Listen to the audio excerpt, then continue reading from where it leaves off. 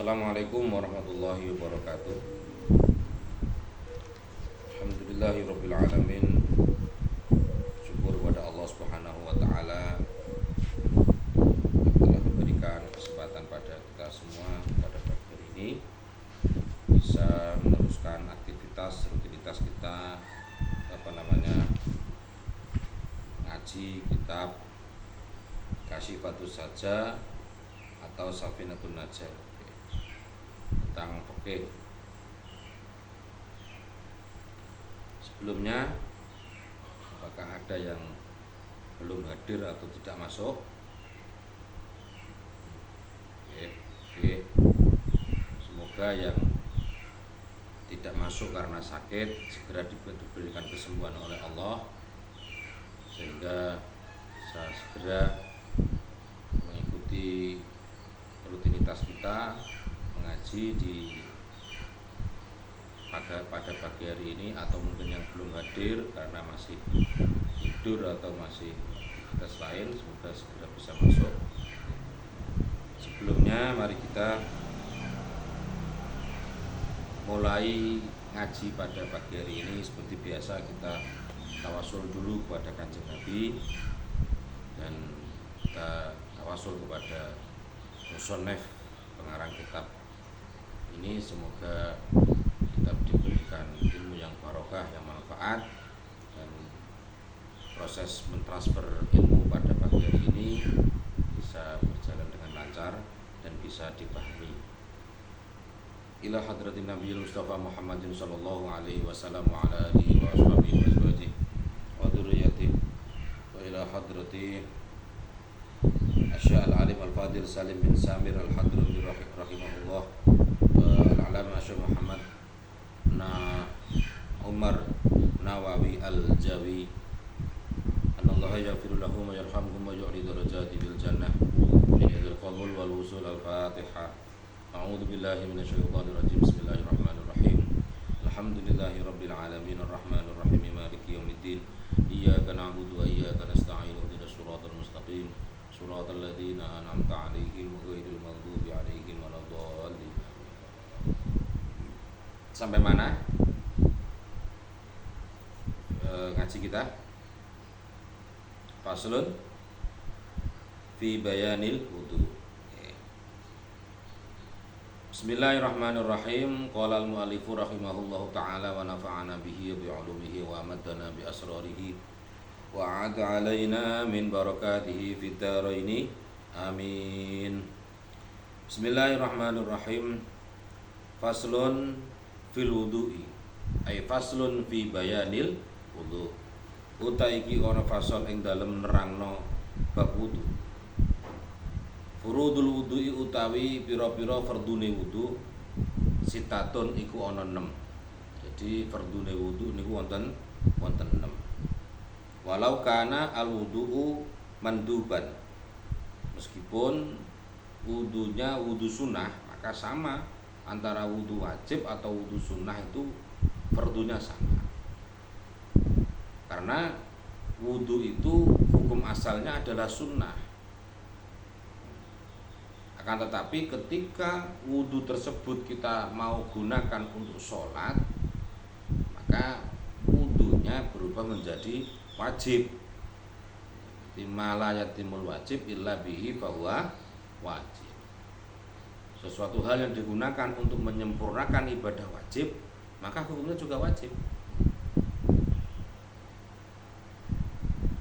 Sitatun iku ana 6. Ada 6 fardunya wudu. Wa 'abbara al-musannifu bil fardhi huna. Mbah Musannaf pengarang kitab fikih dimanapun, siapapun pengarang kitab fikih itu dalam hal wudu menggunakan lafaz al-fardu. Jadi furudul wudu, fardu-fardunya wudu. Wa fi sholati bil arkan, akan tapi kalau di dalam bab sholat menggunakan apa? Lafaz arkan, arkanus sholah. Kalau wudu furudus sholah.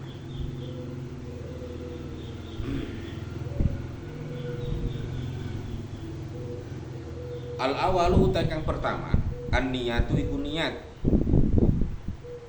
Liqaulihi sallallahu alaihi wasallam, dan niat ini diambil daripada hadis Kanjeng Nabi, dawuh Kanjeng Nabi, innamal a'malu ay innama sihatul a'mali binniyati wa innamal likulli imri'in ma nawa.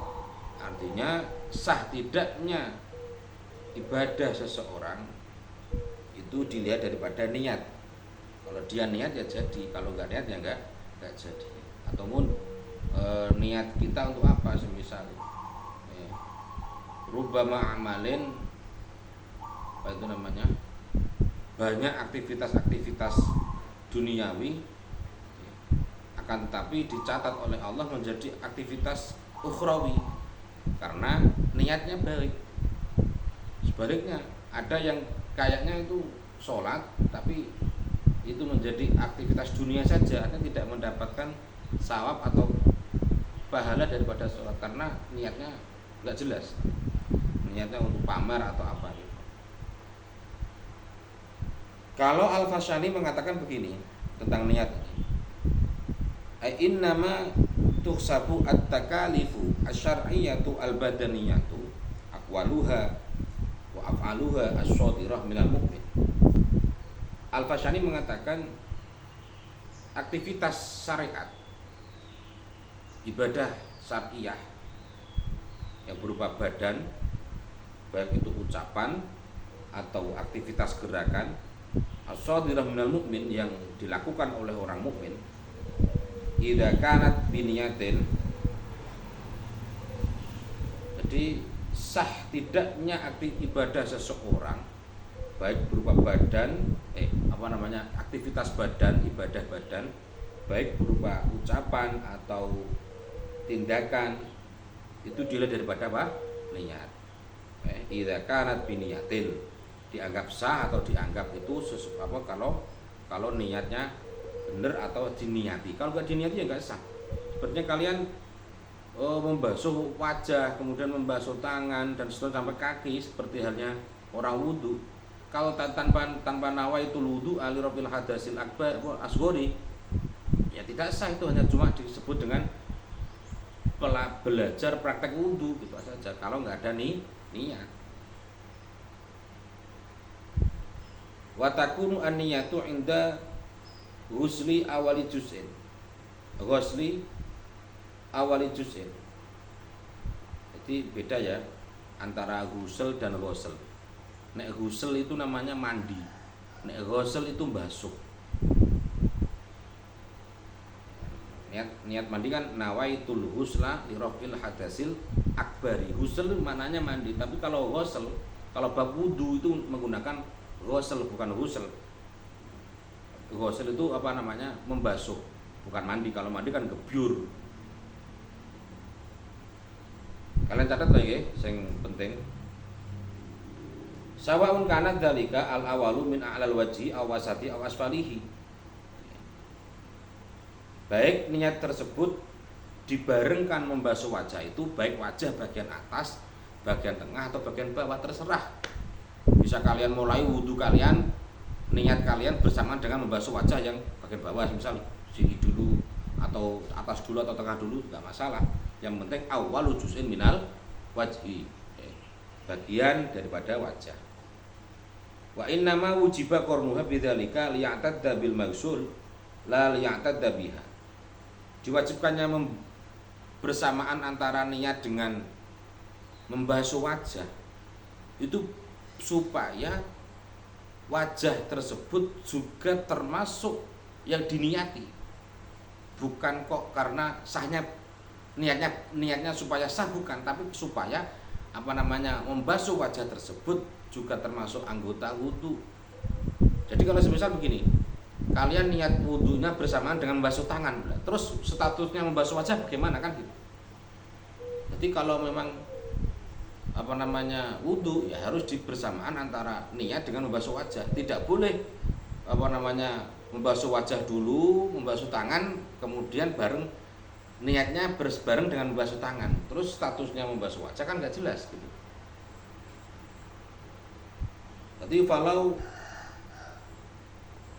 salah juz'an minhu qablaha wajaba i'adatu wujiba i'adatuhu ba'daha. Kalau seseorang mutawaddi, kalau huwa salah. Seorang mutawaddi itu orang yang berwudu. Kemudian dia membasuh wajah dulu, kemudian baru niat.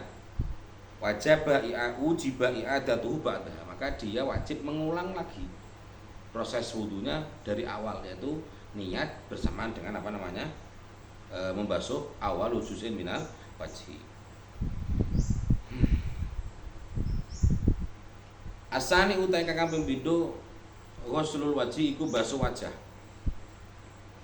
Wa huwa utawi wajah iku mabaina area baina manabiti sya'ri ra'sihi, ing dalem antarane nggon tukul tempat tumbuhnya rambut kepala. Wa tahta muntaha lihyatihi, dan sampai bawahnya tempat ujung tumbuhnya ini maksimal atau maksimalnya tempat tumbuhnya jenggot. Wa ma baina udunaihi, lan area yang dalam antaranya kuping loro. Jadi mana sih yang dikatakan wajah dalam hal wudu atau juga tidak dalam hal wudu, dalam hal lain pun sama pengertian wajah ini. Itu adalah ma baina manabiti sya'ri ra'si, adalah area itu berarti dimulai min manabiti sya'ri ra'si. Jadi kalau di redaksi kitab lain itu, di kitab Fathul Qorib atau yang lain itu menggunakan min manabiti sya'ri ra'si, dari tempat tukulnya rambut, tempat tumbuhnya rambut ini. Wa tahta muntaha lihiyati, sampai habisnya tempat tumbuhnya jenggot. Jadi sini sampai sini. Itu yang dari atas ke bawah. Kalau yang ke kanan ke kirinya, wa ma baina udunaihi, di antara dua kuping, di sini sampai sini. Jadi semisal kalian wudu jadi semisal kalian membasuh wudu gini, pakai air keran atau pakai air jeding itu langsung. Yang jempol ini ke sini jempol. Jadi kalian basuh, kalau nggak gitu semisal ya wudu gitu terus sampai gini kan, kamu gini. Jadi bawah ini tetap harus kita basuh. Paham ya?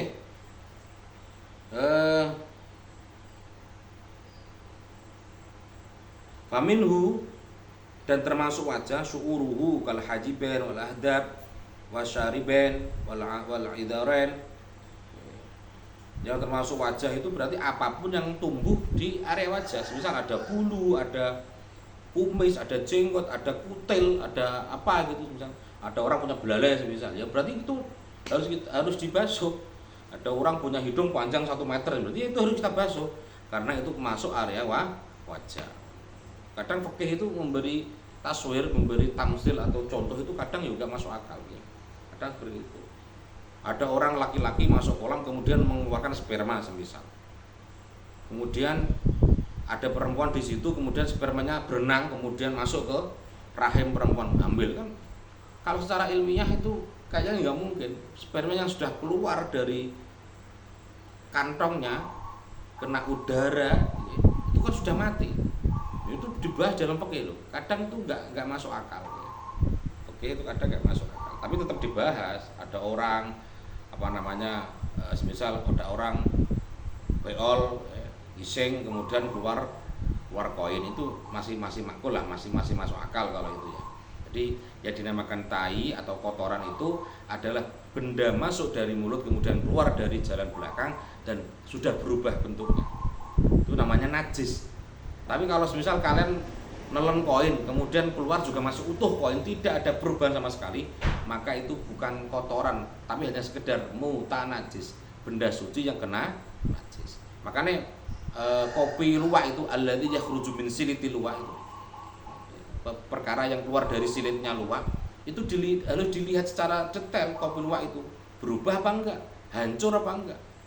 Kalau misal kopi yang dimakan luwak kemudian keluar masih utuh sesuai awal mulanya, maka bisa dikonsumsi, artinya itu masih berstatus mutanajis, benda suci yang kena najis. Tapi kalau sudah terpotong atau itu sudah menjadi tai, menjadi kotoran, dan itu tidak boleh dikonsumsi karena najis.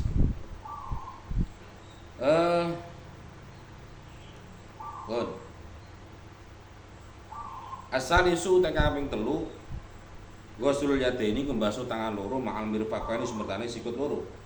Yang ketiga adalah membasuh kedua tangan sampai pada batas siku, kedua siku. Au qadrihima, atau sakadare mirfaqen inda faktihima yang dalam nalikane ora anane mirfaqen, atau membasuh kadarnya batas siku kalau bagi orang yang kebetulan nggak punya siku. Jadi dia dikira-kira lah, kalau misal punya saya itu satu kil gitu, satu kil ya, berarti dibasuh sampai sini. Misal ada orang kelahiran dari bayi, orang itu nggak punya siku, jadi tangannya kaku ini, tangannya kaku. Berarti apa namanya, yang dibasuh adalah sakadar di mana tempat sikunya. Sampai situ bos, nggak boleh sampai sini. Masa ono sikut nanggone nang kene kan nggak mungkin, apalagi di sini kan nggak. Ya di sini ya di sini dikira-kira. Itu bagi orang yang mungkin tidak memiliki apa? Siku. Asali suhu tak kaping 3. Rasul yadaini ku basuh tangan loro ma'al mirfaqa ini. Oh wis ya. Wis iki. Ar-rabi'u tak kaping 4. Iku mashu syai'in iku basuh untuk basuh ngusap, enggak basuh. Masku syai'in iku ngusap benda minar rosi saking kepala. Jadi nomor 4 furudul wudu. Yang nomor 4 adalah mengusap bagian daripada kepala. Kalau di sini menggunakan redaksi masku syai'in minar rosi. Kalau di kitab lain itu wa masku ba'dir rosi, membasuh sebagian daripada kepala. Jadi kalau orang gundul melontos nggak ada rambutnya, tetap itu kewajiban mengusap. Jadi sekalian wudu mutawadhi, ketika wudu tangannya dibasahi, kemudian diusapkan di sebagian daripada kepala. Walau ba'da sya'ratin, atau sebagian daripada rambut, au qadraha utawa sakadari sa'rah minal basyarah saking kulit. Kalau enggak punya rambut ya kulit, kalau ada rambut ya rambut gitu. Wa syartu sya'ri al-mamsuhi, syarat rambut yang dibasuh iku alla yakhruja an haddir ra'si min jihati nuzuli. Syarat rambut yang dibasuh ketika wudu itu adalah rambut yang tidak keluar dari area kepala. Artinya begini, sampean cah wedok semisal rambutnya sak bokong. Terus sampean wudu kemudian sing sampean usap itu yang ujung, sing manggone nang ngene bokong ngene sing ujung. Enggak sah. Yang wajib diusap adalah asy-sya'rah apa tadi al-mamsuhu alla yakhruja an hadir ra'si, rambut yang tidak keluar daripada area kepala. Semisal ana wong enggak rambut kutil, semisal ada orang punya kutil di kepala situ ngelewer sampai 50 cm atau 1 meter, kemudian yang dibasuh yang ujungnya enggak sah karena sudah keluar dari area kepala. Allah yakhruja an hadir ra'si min jihati nuzulihi, saking lembreh itu jatuhnya di mana. Al-khamisu tak kelima. Waslur rijlaini iku basuh sikil loro ma'al ka'baini sumertane polok itu mata kaki loro. Wa ilam yakuna fi mahaliha al-mu'tad. Kalau misal orang tidak memiliki mata kaki sebenarnya, dia dibasuh sakadar di mana letaknya mata kaki, kan nggak mungkin mata kaki terus kemudian di tangi sore bogi dengkul, kan nggak mungkin. Ya, harus cek sakadar nggak apa-apa.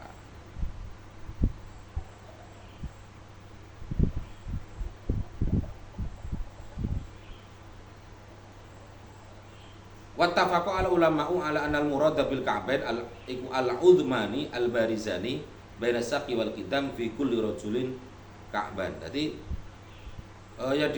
para ulama sepakat mengatakan bahwa yang dimaksud dengan ka'bain, mata kaki itu adalah 2 tulang yang sejajar yang berada di di bawah betis dan telapak kaki. Jadi bainas sak wal qidam itu terletak di antara betis dengan dramaan. As-sadisu kang kaping 6 at-tartibu iku tartib. Yang 6 furudul wudu adalah tertib atau urut. Fi af'alihi wasittatu al-madhkuratu arba'atun minha binasil kitab. Untuk wudu itu yang 4, faghsilu wujuhakum wa aydiyakum wamsahu biru'usikum wa arjulakum ilal ka'bain. Yang 4 ini diambil dari ayat tersebut. Kan ada 6 kan? 6. Yang 4 itu diambil dari nas Al-Qur'an. Wa wahidun bis sunnah, yang 1 diambil dari sunnah yaitu niat. Wa huwa niat. Jadi niat wudu itu dasarnya dari sunnah hadis, dari hadis Rasulullah Shallallahu Alaihi Wasallam, bukan dari Al-Qur'an. Kalau dari Al-Qur'an 4, wajah, tangan, kepala, kaki, kaki. Terus wawahidun bihima wawa atartib, dan yang 1 di antara dasar nas, yang 4, yang 1 sunnah, dan yang 1 itu tartib. Dan tartib itu ini diambil daripada kesepakatan para ulama atau ijma' qiyas atau penggalian hukum istinbat daripada hukum-hukum yang digali oleh para ulama. Jadi tartib itu hukumnya juga wajib. Jadi tidak boleh semisal wudu kemudian kepala dulu, baru wajah, baru tangan, kemudian harus urut ya. Itu tentang furudul wudu. Nanti kalian minggu depan kita praktek yang wudu secara aturan, wudu yang secara syariat, secara baik ya, beserta juga sunnah-sunnahnya, sunnah wudu, mulai berkumur, istinsyak, membersihkan hidung dengan air namanya istinsyak dan sebagainya, itu perlu kita praktekkan ya. Sekian dari ngaji pada pagi hari ini, semoga manfaat ilmu kita. Nanti yang belum paham bisa kita musyawarahkan ya. Kita diskusikan pada pertemuan yang akan datang, dan mungkin nanti setelah kalian belajar, kalian catat mana yang menjadi persoalan berwudu. Kalian catat, kemudian kita bahas bersama-sama, kita gali takbirnya, kita gali ibarahnya dari kitab-kitab yang lain. Kemudian kita bisa paham. Itu saja. Wallahu a'lam. Subhana rabbika rabbil izzati amma yasifun, wassalamun ala mursalin, alhamdulillahi rabbil alamin. Assalamualaikum warahmatullahi wabarakatuh.